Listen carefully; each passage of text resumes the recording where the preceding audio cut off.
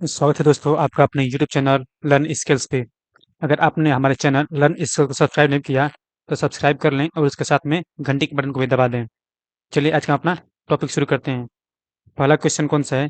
Question हो जाएगा, कबीर का पालन पोषण एक मुस्लिम जुलाहे ने किया जिसका नाम निम्न में से क्या था? जो कबीर का लालन पालन पोषण किसने किया, वो इनमें से कौन व्यक्ति थे? तो उनका नाम हो जाएगा नीरू, और इसके अलावा एक थे नीमा। नीमा और नीरू नाम के जो दो जुलाहा दंपति थे वो इनका लालन पालन किए थे।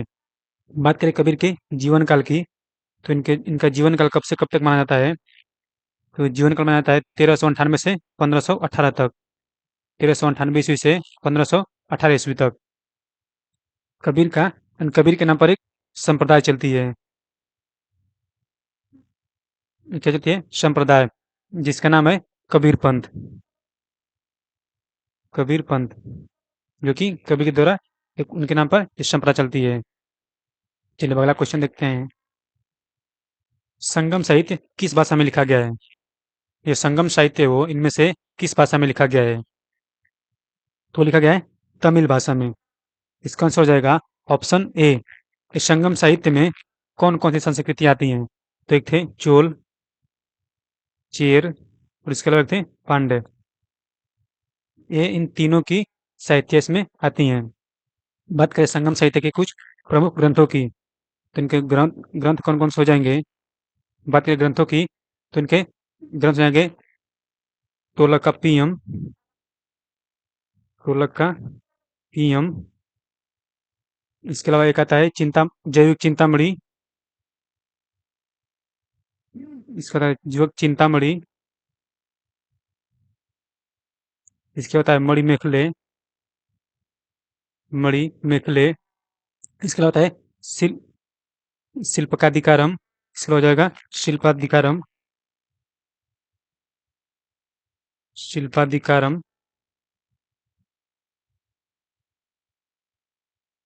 ये जो ग्रंथ हैं वो संगम साहित्य के अंतर्गत आते हैं। चलिए आगे क्वेश्चन करते हैं। मुस्लिम लीग का गठन किस स्थान पर किया गया था? तो मुस्लिम लीग का गठन है वो किस स्थान पर किया गया था? बात करें इस गठन की, तो गठन कब किया गया? तो वो किया गया था 1906 में। 30 सितंबर 1906 में इसका गठन किया गया। इसकी अध्यक्षता में इसके अध्यक्ष कौन थे? अध्यक्ष थे सलीमुल्लाह नाम के व्यक्ति। क्या थे? सलीमुल्लाह नाम के व्यक्ति। जो इसका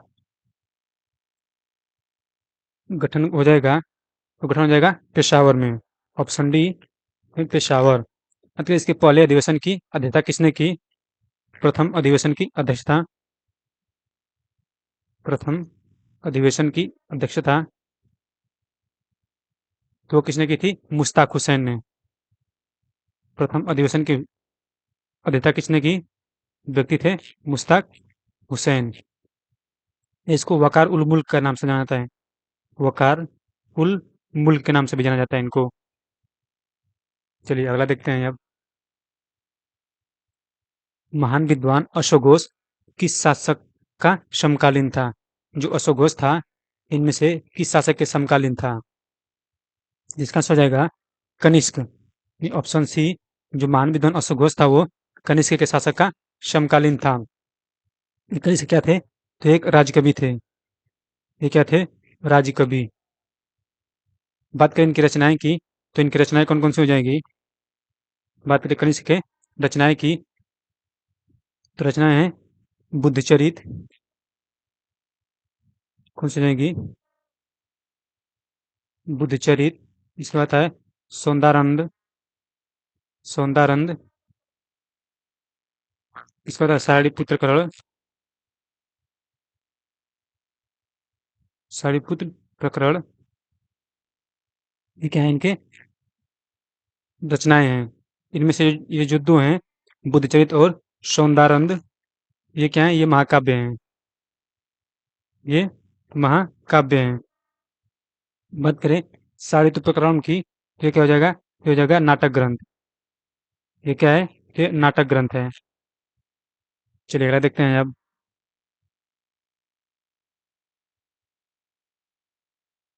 सुदर्शन झील का निर्माण किसने कराया था? सुदर्शन झील का निर्माण इनमें से किसने कराया था? तो इसका आंसर हो जाएगा पुष्पगुप्त वैश्य। निर्माण कब कराया गया? तो चंद्रगुप्त मौर्य के शासनकाल में। निर्माण की बात करें, चंद्रगुप्त मौर्य के शासनकाल में पुष्पगुप्त वैश्य के द्वारा कराया गया था सुदर्शन झील का निर्माण। ये किससे पता चलता है? तो जूनागढ़ अभिलेख से। जूनागढ़ अभिलेख के द्वारा ये पता चलता है कि सुदर्शन झील का निर्माण चंद्रगुप्त मौर्य के द्वारा पुष्पगुप्त वैश्य के द्वारा कराया गया था, जूनागढ़ अभिलेख के द्वारा। चलिए अब आगे देखते हैं। अशोक के सारनाथ स्तंभ पर निम्न में कौन सा पशु अंकित नहीं है? जो सारनाथ में अशोक का स्तंभ है, उनमें से कौन सा पशु अंकित नहीं है? तो बात करें जो अशोक का सारनाथ में स्तंभ है, उस पर 4 दौड़ते हुए पशु को अंकित किया गया है। 4 दौड़ते हुए पशु को अंकित किया गया है। इन्हें 4 कौन-कौन वो पशु हैं? तो एक है बैल, घोड़ा, नहीं घोड़ा हो जाएगा, एक हाथी हो जाएगी, इसके अलावा आता है बैल, इसके बाद एक आता है शेर या सिंह, ये गैंडा ये जो नहीं है। इसके अलावा क्या हो जाएगा? होता है बैल। ये चारों पशु उसके स्तंभ पर दौड़ते हुए दिखाए गए हैं। बात करें इसके अतिरिक्त जो अशोक का शिलालेख है, जिसका नाम है स्तंभ लेख। स्तंभ लेख, इससे क्या पता चलता है? जो मौर्यकालीन की सभ्यता थी, मौर्यकालीन की सामाजिक राजनीतिक व्यवस्था के बारे में जानकारी। अशोक के इस स्तंभ लेख से मौर्यकालीन मौर्यकालीन राजनीति, सामाजिक क्योंकि व्यवस्था के बारे में पता चलता है। सामाजिक व्यवस्था के बारे में जानकारी मिलती है। सामाजिक व्यवस्था के बारे में जानकारी मिलती है। चलिए आगे आते हैं। तृतीय बौद्ध संगति किसके शासनकाल में आयोजित की गई थी? जो तृतीय बौद्ध संगति है वो इनमें से किसके शासनकाल में आयोजित की गई थी? बात करें इसकी आयोजित की तो की थी पाटलिपुत्र में। आयोजित की बात करें कहाँ की गई थी? पाटलिपुत्र में। कब की गई? तो 251 ईसा पूर्व में। बात करें इसकी अध्यक्षता की तो इसके अध्यक्ष कौन थे? मोगलीपुत्र तीसरे। बात करें इसके अध्यक्ष की तो कौन थे? मोगली मोगलीपुत्र तीसरे इनके अध्यक्ष थे। तो किसके शासनकाल में? तो हो जाएंगे अशोक के शासनकाल में। जो तृतीय बौद्ध संगति थी वो अशोक के शासनकाल में पाटलिपुत्र में 251 ईसा पूर्व में आयोजित की गई थी, जिसके अध्यक्ष कौन थे? मोगलीपुत्र तीसरे। चलिए आगे देखते हैं अब। मार्टिमर व्हीलर और स्टुअर्ट पिगट के अनुसार सिंधु सभ्यता की तिथि क्या थी? इनमें से मार्टिमर व्हीलर और स्टुअर्ट पिगट के द्वारा सिंधु सभ्यता का समय कौन सा माना जाता है? तो माना जाता है 2500 से 1500 ईसा पूर्व, यानी इसका आंसर हो जाएगा ऑप्शन ए 2500 से 1500 ईसा पूर्व। बात करें रेडियोकरण विधि द्वारा, तो रेडियोकरण विधि माना जाता है 2300 ईसा पूर्व से 1700 ईसा पूर्व। ये किसके द्वारा? रेडियो कार्बन विधि द्वारा। रेडियो कार्बन विधि द्वारा। रेडियो कार्बन विधि द्वारा सिंधु सभ्यता का तिथि क्या माना जाता है? तो 2300 ईसा पूर्व से 1700 ईसा पूर्व। मार्शल के अनुसार बात करें तो मार्शल के अनुसार माना जाता है 3250 से 2700 ईसा पूर्व के बीच। मार्शल के द्वारा 3250 ईसा पूर्व से 2750 ईसा पूर्व सिंधु काल का सभ्यता माना जाता है। जबकि एक है मय के, जिनके अनुसार 2800 ईसा पूर्व से 2500 ईसा पूर्व सिंधु सभ्यता को माना जाता है। इसके अनुसार मैके के अनुसार जो सिंधु सभ्यता का समय है वो 2800 से 2500 ईसा पूर्व माना जाता है। चलिए अगला देखते हैं अब। अगर आपने हमारे चैनल लर्न स्किल सब्सक्राइब नहीं किया तो सब्सक्राइब कर लें और उसके साथ में बेल बटन को भी दबा दें। निम्नलिखित में प्रबंध चिंतामणि के लेखक कौन है? प्रबंध चिंतामणि के लेखक कौन है? तो हो जाएंगे मेरुतुंग। Option D Merutunga.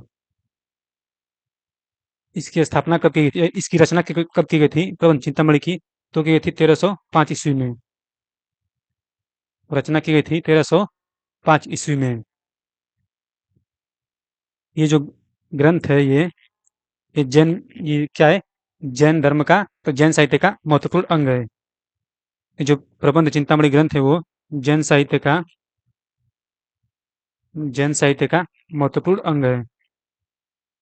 जैन साहित्य का महत्वपूर्ण अंग है। इसका क्या है कि इसके इसे 5 खंड में विभाजित किया गया है।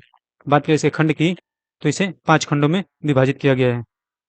इसे 5 खंडों में विभाजित किया गया है। विभाजित किया गया है। चलिए अब आगे देखते हैं। पेरिपल्स ऑफ द एरिथ्रियन सी ये किस भाषा में लिखी गई है? ये जो पुस्तक है पेरिपल्स ऑफ द एरिथ्रियन सी ये किस भाषा में लिखी गई है? बात करें इसके लेखक की तो एक यूनानी विद्वान था जो अज्ञात था, यानी अज्ञात यूनानी विद्वान द्वारा अज्ञात यूनानी विद्वान द्वारा इसके लेखक की बात करें तो अज्ञात यूनानी विद्वान द्वारा सन 80 ईस्वी में, कब? तो 80 ईस्वी में इस पुस्तक की रचना की गई थी, जो कि यूनानी भाषा में थी। तो इसका आंसर हो जाएगा ऑप्शन ए, क्योंकि यूनानी भाषा में थी। इस पुस्तक के माध्यम से भारत के समुद्र तटों के बारे में जानकारी मिलती है। ये जो पुस्तक है इससे क्या पता चलता है? तो समुद्री मार्ग भारत के समुद्री मार्ग की जानकारी। चलिए अब आज के लिए इतना ही, मिलेंगे अगली वीडियो में। और आप हमारे चैनल को सब्सक्राइब करना ना भूलें, उसके साथ में बेल बटन को दबा दें।